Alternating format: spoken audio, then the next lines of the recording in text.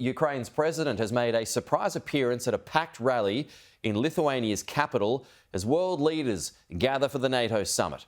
Trudy McIntosh is live for us in Lithuania. Trudy, you were there at that rally today, so tell us, what was it like? Well, Pete, a real show of solidarity here on the streets of Lithuania. Thousands of people gathering in this city square in the capital of Vilnius. This is where world leaders have been for the last few days for this NATO summit. The city essentially in lockdown in many ways. There's security everywhere you go, but thousands of people walked along the streets, made their way to the square, and that's where they saw the Ukraine President Volodymyr Zelensky. He came straight there from the airport, addressing the crowd, thanking them for their support. Lithuania, a country that is happy to see Ukraine become a member of NATO, and that's not the same. The same can't be said for all countries within NATO at the moment. This was the message we heard from Ukraine's president. Ukrainian flags on Lithuanian streets clearly prove that we are already allies, and Ukraine will defend both its own and your freedom. And as you can see from the crowds, it's clear that that message does resonate here on the ground in Lithuania. This Baltic state is bordered by Belarus, essentially a Russian satellite state. That's only around 30 kilometres away from where I am to the border. And then to the west, you see a part of Russia, Kaliningrad. That's just 150 kilometres away. So geography tells you that this part of the world is incredibly interested in what's been going on in Ukraine. They do not want to see a repeat of that here. This was some of the people we spoke to today on why they chose to come out and see the president.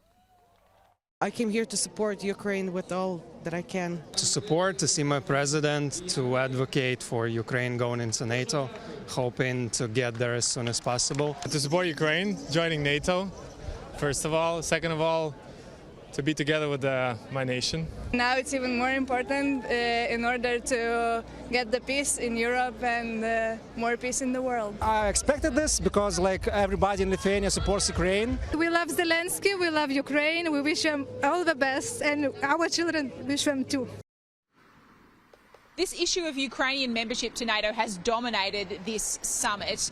In the communique that came out after the first day of talks, it's clear, yes, that there is a pathway down the track for Ukraine to become a fully fledged member of this military alliance, but there's no timeline and no specifics, and that's what's angering Volodymyr Zelensky. He's going to be meeting our Prime Minister Anthony Albanese later today, Australian time. The big question is whether we see more military assistance as a part of that meeting today. This was Anthony Albanese on the leadership he believes that Volodymyr Zelensky shows to the world. He is an inspiration to the people of Ukraine, but I think far greater than that, he's an inspiration to all those around the world who believe in the rule of law, who believe in national sovereignty, who believe that a small state such as Ukraine should not be brutalised by a large neighbour against all international law. Australia will take centre stage on the final day of the NATO summit. We'll see this later this afternoon Australian time. There is the meeting of the so-called Indo-Pacific Four, so Australia, New Zealand, Japan and South Korea.